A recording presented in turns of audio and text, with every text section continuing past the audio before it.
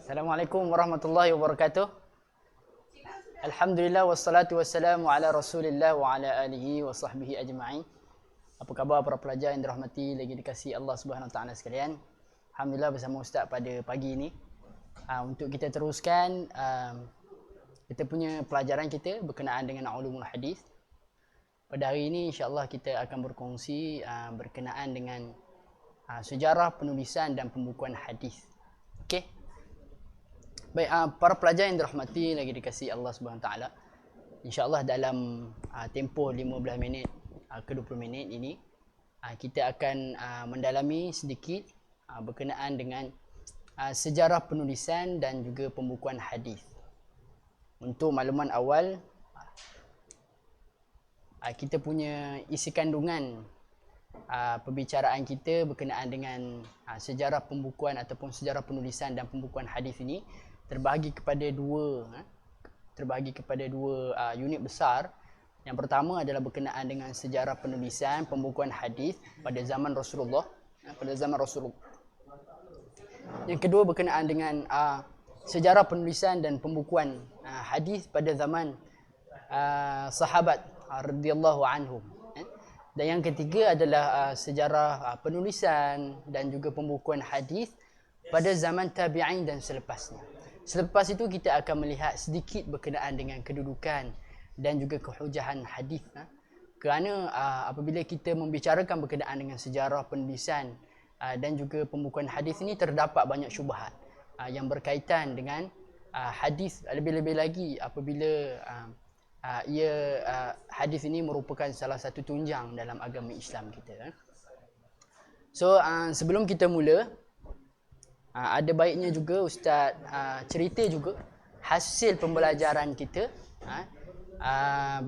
berkaitan dengan tajuk ni. Yang pertama, Ustaz harapkan pada di akhir sesi kita, maksudnya sesi kita ini, dalam bab ini ataupun unit besar ini, kita akan dapat mengenal pasti sejarah penulisan hadis.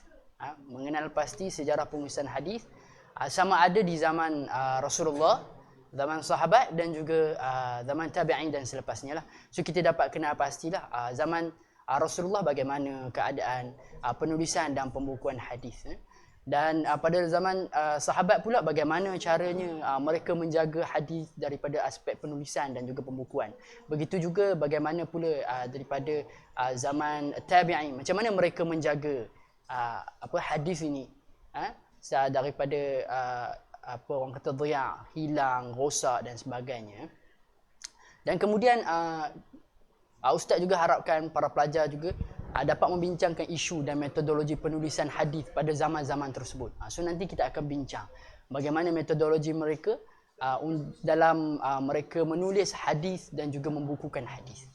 Dan akhir sekali kita akan membicarakan berkenaan dengan kedudukan hadis dan kehujahannya di dalam Islam. Sebelum kita pergi lebih lanjut, teringat juga Ustaz, untuk Ustaz jawab jawapan yang telah Ustaz tanya kepada para pelajar pada minggu yang lepas, kan. Ustaz ada tanya berkenaan dengan topik pengenalan ulumul hadis. Kita ada berbicarakan berkenaan dengan istilah-istilah yang berkaitan dengan hadis, kan. Lepas tu Ustaz ada tanya, kan, kita ada buat sesi live, kan, berkenaan dengan sebarang soalan yang berkaitan dengan hadis, berkaitan dengan sunnah, kan, khabar dan juga athar. Maka di situ Ustaz ada bagi satu, orang kata, kuis lah juga, kan, soalan kepada semua untuk dijawab sehingga pukul 5 petang, kan. Jadi di sini Ustaz ada tanya, sekiranya yang warna biru itu adalah hadis, jadi yang color putih dan juga yang warna merah ataupun pink itu apa dia, kan. Sebab para ulama dia membicarakan berkenaan hadis ni, ada yang menggunakan hadis, ada yang menggunakan sunnah, ada yang menggunakan athar untuk mendefinisikan hadis, kan. Tetapi kita telah go deep dan kita telah membicarakan ada orang kata qaul yang masyhur dan juga syai' ataupun yang orang kata terkenal lah. Yang pertama hadis. Hadis ini adalah ma udhifa ila Nabi sallallahu alaihi wasallam. Kita flashback lah balik, kita ingatkan kembali kita punya pelajaran yang lepas. Ma udhifa ila Nabi sallallahu alaihi wasallam min qaulin aw fi'lin aw 'amalin aw sifatin khilqiyatin aw khuluqiyatin sawa'an kana qabla al-ba'athati aw ba'daha. Iaitu apa-apa sahaja yang disandarkan kepada Nabi sallallahu alaihi wasallam, sama ada daripada perkataan ataupun perbuatan ataupun sifat khuluqiyah, sifat fizikal, ataupun khilqiyah, sifat fizikal, ataupun khuluqiyah, akhlak Nabi, sawaan sama ada sebelum ataupun selepas kebangkitan ataupun dilantik sebagai rasul. Itu hadis. Kan, kita dah bicara berkenaan hadis. Kemudian asar ini kita telah persetujui bahawa asar itu adalah selain daripada hadis.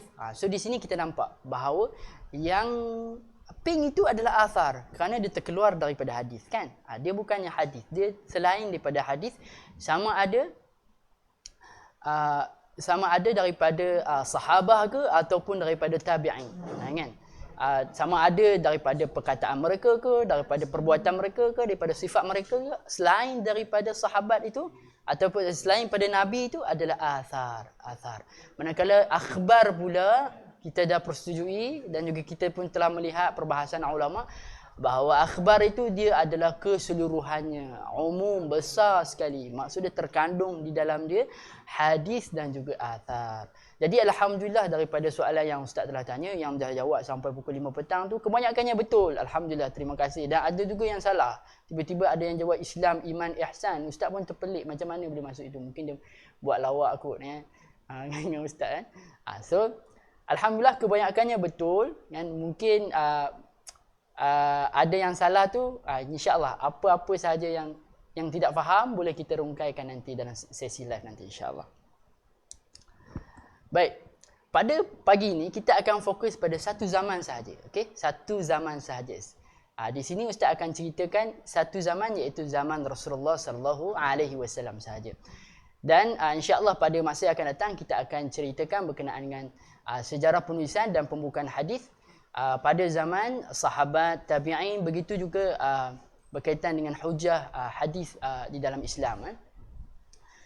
Pada pagi ini kita fokus pada satu saja untuk ustaz ceritakan bagaimanakah penulisan hadis yang berlaku pada zaman Rasulullah sallallahu alaihi wasallam.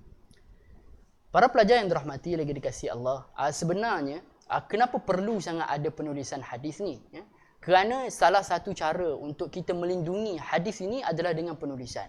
Kita tidak ada jadi masalah dan juga kita tidak mempertikaikan bahawa para sahabat radhiyallahu anhum mereka sangat hebat dalam hafalan. Seperti mana kita tahu dalam sejarah orang-orang Arab ni kalau dia dengar saja bait-bait syair dia telah hafal. Kalau kita dengar bait-bait Al-Quran belum tentu hafal lagi, kan.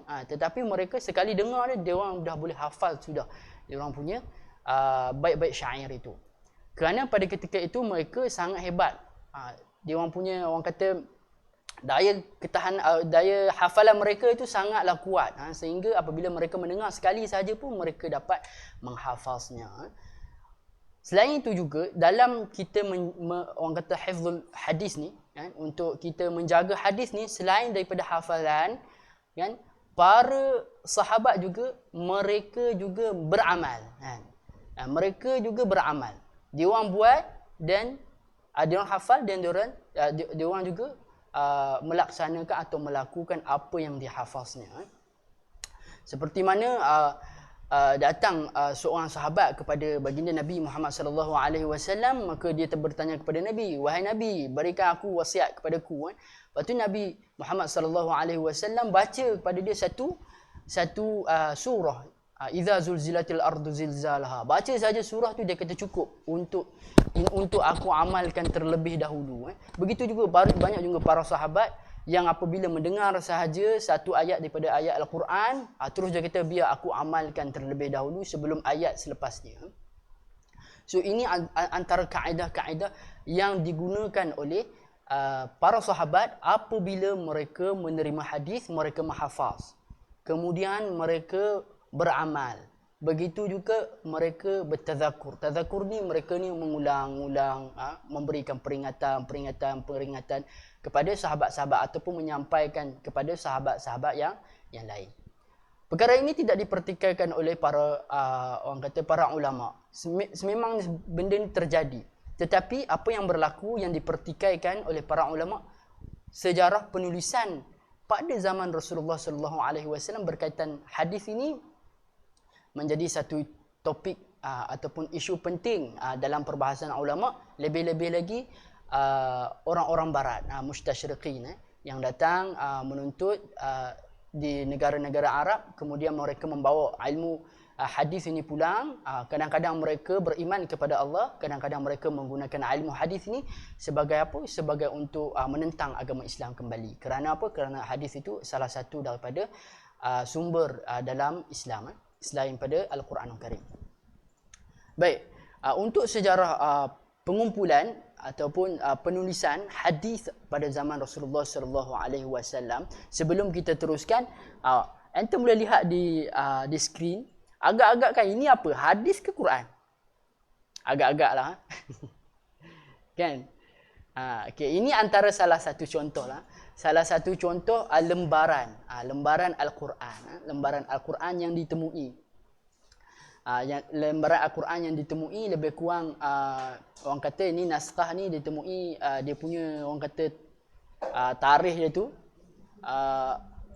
orang kata ni lebih kurang 600 Masihi lebih 650 ke atas Masihi. Ini ditemui di Sanaa Yaman, di Masjid Sanaa Yaman. So yang belakang tu, kalau tengok kat belakang tu ada lagi satu lagi lembaran. Lembaran ini katanya yang paling tertua sekali, lembaran Al-Quran yang tertua sekali, yang sekarang ini disimpan di Universiti Birmingham ke benda di London sekarang ni. So kalau kita buat kajian pun kita boleh lihat lah, type je Google, tulis je manuskrip lama Al-Quran, maka akan keluar lah antaranya di sini. Yang ini antara manuskrip yang lama lah.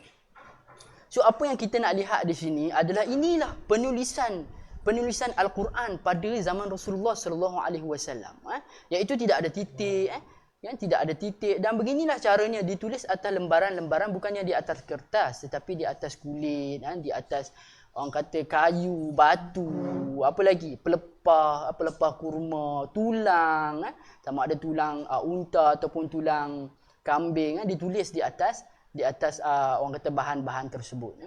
Dan kalau kita lihat di sini tak ada titik, dan macam ni kan, kadang-kadang kita pun tak boleh baca.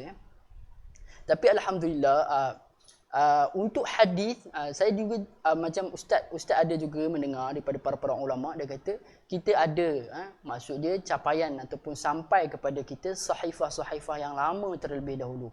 Tapi buat masa sekarang wallahu alam telah berada di mana, wallahu alam. Tetapi apa yang kita perlu tahu, bahawa inilah keadaan penulisan pada zaman Rasulullah sallallahu alaihi wasallam. Tidak ada titik. Kalau kita lihat pengembangan daripada Al-Quran ini, yang ada titik pada zaman Abu Aswad Ad-Duali. Abu Aswad Ad-Duali dia letak titik sahaja. Dia letak titik itu bukan bermaksud bar, tetapi dia meletak titik itu untuk bermaksud baris. Kalau di bawah tu maksud dia B lah. Tapi tak tahulah B ke Y ke, wallahu alam. So di situ hanya pada ketika itu para pakar bahasa Arab saja yang mengetahui. Apabila letak titik di atas, maka itu adalah fathah. Kemudian datang selepas itu daripada pelajar ataupun murid daripada Abu Aswad Ad-Duali, mereka yang meletakkan baris. Dan kemudian lahir selepas itu para alim, ulama yang lain meletakkan orang kata tempat, orang kata tempat waqaf, tempat berhenti. Pelajar Abu Aswad Ad-Duali dia meletakkan baris, dan selepas itu datang seorang ulama lain, saya tak ingat siapa tak. Dia meletakkan tempat waqaf, tempat waqaf. Kemudian sempurnalah Al-Quran, dan berlakulah revolusi penulisan Al-Quran, pelbagai khat dan sebagainya. Baik, seterusnya kita pergi kepada situasi pada zaman Rasulullah sallallahu alaihi wasallam. Seperti mana yang antum sedia maklum, bahawa ustaz telah berkongsi sebentar tadi, Al-Quran ni memang ditulis. Kerana apa? Nabi Muhammad sallallahu alaihi wasallam dia telah menetapkan orang-orang yang untuk menulis Al-Quran ni. Zaid bin Thabit, antara penulis ataupun orang panggil kutabul wahyi, antara orang-orang yang menulis wahyu. Uthman bin Affan, antara orang yang menulis wahyu. Selain itu orang kata Muawiyah juga. Ali pun penulis wahyu juga. Ubay bin Ka'ab pun penulis wahyu juga. Banyak, ramai di kalangan para sahabat yang menulis wahyu, Tetapi siapakah penulis hadis? Siapakah penulis hadis? Disebab itulah pada zaman Rasulullah sallallahu alaihi wasallam ni dia berlaku pertembungan antara ada yang kata tak boleh tulis hadis. Pada zaman Rasulullah ada yang kata tak boleh tulis hadis. Hadis tidak boleh ditulis. Kerana apa? Kerana Al-Quran sedang turun. Dikhawatiri akan orang kata bercampur dengan Al-Quran. So hadis tidak boleh ditulis. Kerana Nabi Muhammad sallallahu alaihi wasallam bersabda, Nabi Muhammad sallallahu alaihi wasallam bersabda, la taktubu anni ghaira al-Quran. Jangan tulis daripada aku selain Al-Quran. Wa man kataba anni ghaira al-Quran falyamhu. Siapa yang tulis selain daripada Al-Quran mesti padam. Ini situasi yang berlaku pada zaman Rasulullah sallallahu alaihi wasallam. Walau bagaimanapun terdapat juga para sahabat yang menulis, antaranya Abdullah bin Amr bin As. Sahabat Nabi ni dia tulis, dan dia ada satu sahifah yang dinamakan sebagai Sahifah Sadiqah, yang ditulis pada zaman Nabi Muhammad sallallahu alaihi wasallam.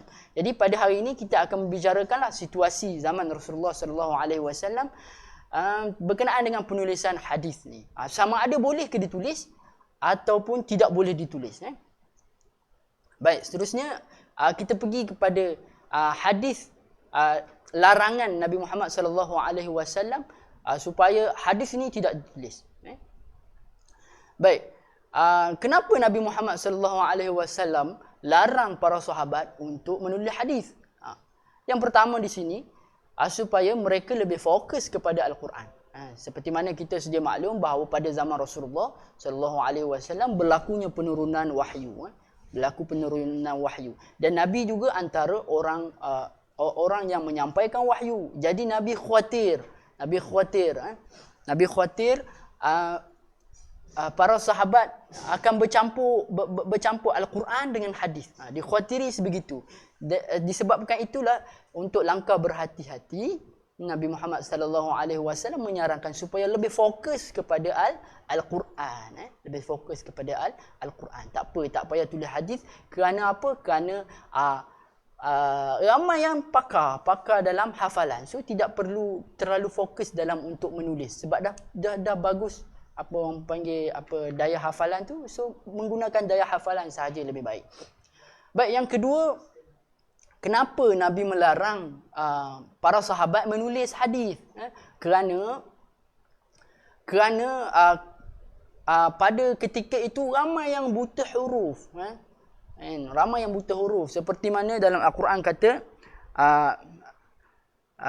Nabi ini diutuskan kepada ummi, umat yang ummi, kepada umat yang ummi, so ummi ni apa? Tidak boleh membaca, tidak boleh menulis, tidak boleh mengeja, Jadi benda-benda ni tidak perlulah untuk menulis, tidak perlu untuk memasuki satu bidang nak tulis pula. Okey.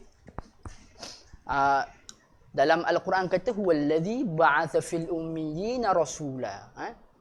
Huwallazi ba'atha fil ummiyina rasula minhum yatlu alaihim ayatihi wa yuzakkihim wa yu'allimuhumul kitab wal hikmah. Sesungguhnya aku diutuskan kepada Nabi Muhammad ini, diutuskan kepada mereka ni yang ummi ni, yang tidak tahu membaca, tidak tahu menulis ini, Nabi Muhammad sallallahu alaihi wasallam. Kemudian yang ketiga, kenapa Nabi larang? Kenapa Nabi larang ni? Kerana mereka ni dah kuat ingatan. Seperti mana Ustaz cerita, dah kuat ingatan dah. Kalau dah terror hafal tu, tak payahlah nak menulis. So gunakanlah sepenuhnya orang kata anugerah yang Allah Subhanahu Wa Taala untuk kita, untuk mereka hafaz Al-Quran. Yang keempat, banyaknya kekurangan peralatan, kemudahan-kemudahan pada ketika itu yang melarang ataupun yang mencegah mereka daripada menulis hadis ni. Susah, susah. Tak ada kertas, nak tulis pun susah. Mereka pun susah, nak ada lembaran-lembaran pun susah, nak cari bahan, susah untuk menulis. So, better kita berpegang kepada hafazan sahaja. Di sini Ustaz tulis daripada begitu juga hadis Nabi Muhammad sallallahu alaihi wasallam, riwayat Muslim, hadis sahih, an Abi Sa'id Al-Khudri radhiyallahu anna Rasul sallallahu alaihi wasallam bersabda, la taktubu anni ghairal Quran wa man kataba anni ghairal Quran falyamhu. Barang siapa yang menulis selain daripada Al-Quran, maka padam. Ini antara larangan-larangan Nabi sallallahu alaihi wasallam kepada para sahabat supaya tidak menulis Al-Quran. Okey, fokus kita sekarang ni adalah penulisan hadis pada zaman Rasulullah sallallahu alaihi wasallam. Jom kita lihat pula macam mana pula keizinan ataupun boleh, ada pula yang kata boleh ditulis pada zaman Rasul sallallahu alaihi wasallam. Baik, untuk seterusnya ini, hadis ini diizinkan pula oleh Rasul sallallahu alaihi wasallam untuk menulisnya. Okey, terdapat juga banyak hadis yang yang menyuruh para sahabat untuk tulis. Antaranya seperti yang Ustaz tulis kat sini, seperti di paparan, uktub fawalladhi nafsi biyadihi ma yakhruju minhu illa haqq. Okey, maksud dia di sini tulis apa yang keluar daripadaku tidak lain dan tidak bukan melainkan benar, melainkan wahyu. Ini ada satu cerita. Datang seorang sahabat, Abdullah bin Amr bin As, jumpa Nabi sallallahu alaihi wasallam. Dia cerita pada Nabi. Dia jumpa seorang orang Quraisy ni, dia kata, "Ya Rasulullah, seorang Quraisy ni dia datang jumpa aku, dia kata, kenapa kau tulis apa-apa Nabi cakap ni? Sebab Nabi ni manusia, dia ni marah, dia ni redha, dia berada dalam keadaan marah, beremosi kadang-kadang dia dalam keadaan redha, kan. So apabila aku dengar sahaja nasihat daripada nasihat daripada orang Quraisy ni, aku berhenti untuk menulis hadismu ya Rasulullah." Jadi sekarang ni Abdullah bin Amr dia datang jumpa Nabi, dia tanya. So Nabi jawab kata, uktub, tulis. Nabi kata, fawalladhi nafsi biyadi, apa yang keluar daripada aku ini tidak lain dan tidak bukan melainkan wahyu. Maka bermula pada saat itu Abdullah bin Amr bin As terus menulis tanpa mempedulikan siapa-siapa lagi, sehingga Abu Hurairah pun kata, aku ni banyak menulis hadis, aku ni banyak menghafaz hadis, tetapi ada orang juga banyak juga hadis dalam diri dia, iaitulah Abdullah bin Amr bin As, kerana aku menghafaz, dia menulis, aku tidak menulis. Maksud dia, Abdullah bin Amr bin As ni dia menulis, tetapi Abu Hurairah dia lebih kepada menghafaz. Kemudian wujud juga sahifah sahabat. Sahifah sahabat ni adalah lembaran-lembaran sahabat pada zaman Rasulullah sallallahu alaihi wasallam. Sebagai contohnya, itulah Abdullah bin Amr, seperti yang kita cerita, Abdullah bin Amr bin As, dia ataupun sahabat ni dia ada sahifah yang bernama Sahifah Sadiqah. Begitu juga Ali pun ada juga, Umar pun ada, dia menulis di orang kata sarung pedang, di sarung pedang berkenaan dengan zakat. Begitu juga Ibnu Abbas, Ibnu Jarir,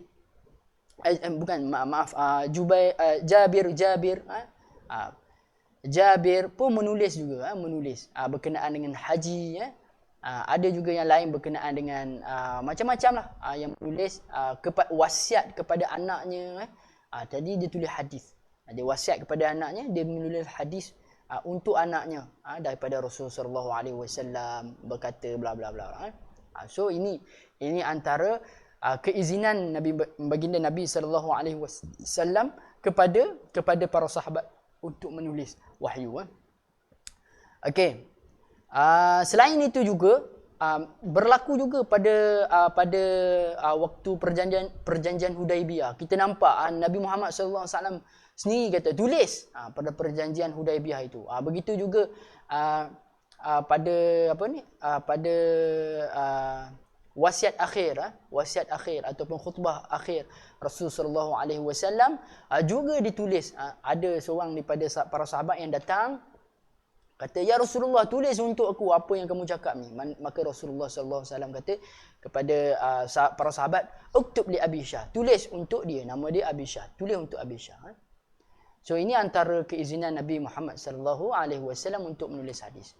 Jadi semua ada pandangan yang kata tak boleh tulis hadis, ada yang kata Nabi Muhammad sallallahu alaihi wasallam mengizinkan untuk para sahabat menulis hadis.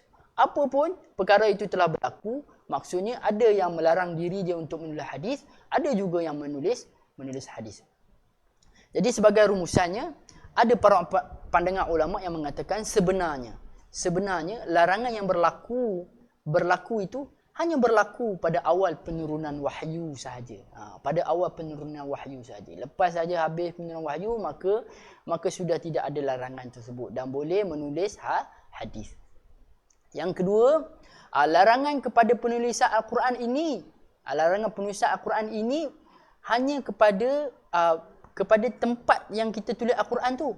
Kan? Kalau selainnya tidak jadi masalah. Larangan. So Nabi pesan kata jangan tulis selain pada Al-Quran. Maksudnya bila Nabi dapat wahyu tu, tulis dekat situ juga.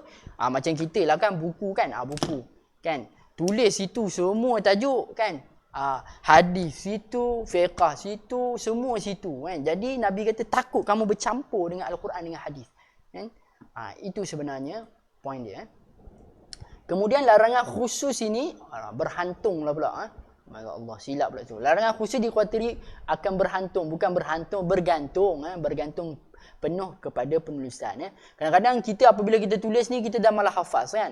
Hafaznya susah lah ustaz, banyak kali kena udang kan. So kita tulis lah senang kan. So jangan kan. Pada zaman Rasulullah dah tahu dah kelebihan para sahabat ni adalah dengan hafazan. So Rasulullah kata jangan tulislah, kamu hafal je sebab kamu lebih pakar dalam hafazan. So nanti bila tulis ni dah jadi malas. Baik, kemudian larangan kepada mereka yang mempunyai kekuatan ingatan dan dibenarkan kepada mereka yang lemah. So sama juga macam yang ketiga, supaya diberi kelonggaran kepada yang lemah. Walau bagaimanapun kebanyakan mereka adalah orang yang hebat dalam hafazan. Kemudian kelima, larangan kerana penulis Al-Quran itu sedikit. Dalam sejarah melihatkan bahawa dalam penulisan Al-Quran ini ada 40 orang, 40 kutabul wahyi. Yang tokohnya 5 lah, seperti mana yang ustaz sebut tu. Zaid bin Sabit, Uthman, Muawiyah, Ali dan sebagainya lah. So mereka ni antara tokoh-tokohnya. Uthman. So Nabi Muhammad sallallahu alaihi wasallam ni lebih memfokuskan kepada mereka untuk menulis Al-Quran. Lebih fokus kepada Al-Quran, sebab tu dilarang kepada penulis-penulis Al-Quran ini untuk menulis hadis. Selain itu juga hadis dibenarkan diriwayatkan melalui makna kan. So kalau tak tulis hadis pun tak apa, sebab hadis boleh ditulis melalui makna kan, ataupun boleh dihafaz melalui makna kan. So tidak perlu tergesa-gesa untuk menulis. Yang penting adalah Quran, kerana Quran perlu daripada lafaz dan juga daripada makna yang sama kan. Kemudian yang terakhir sekali, larangan terbatal kerana keizinan Rasulullah sallallahu alaihi wasallam. Larangan ini juga terbatal apabila Rasulullah sallallahu alaihi wasallam memberikan keizinan kepada Abdullah bin As bin Amr untuk menulis. Untuk makluman semua, Abu Bakar pun ada juga menulis. Abu Bakar ada menulis, Ali ada menulis, Umar ada menulis. Abu Bakar lebih kurang 500 hadis dia ada tulis. Aisyah sendiri yang tengok sahifah yang ada lembaran-lembaran yang Abu Bakar menulis hadis. Dalam Abdullah bin Amr As lebih kurang 1000 hadis disimpan, ditulis pada zaman Rasulullah sallallahu alaihi wasallam. Ya. Baik, itu saja daripada ustaz. Kepada semua pelajar jangan lupa untuk scan barcode ni dan masukkan maklum balas pelajar Dan Ustaz akan buka ini sampai Khamis. Sampai Khamis. Khamis lebih kurang hari Isnin sampai Khamis. Okay. Alright, terima kasih. Assalamualaikum warahmatullahi wabarakatuh. Nanti kita jumpa sesi live kita pada hari Khamis ini. Baik, Assalamualaikum.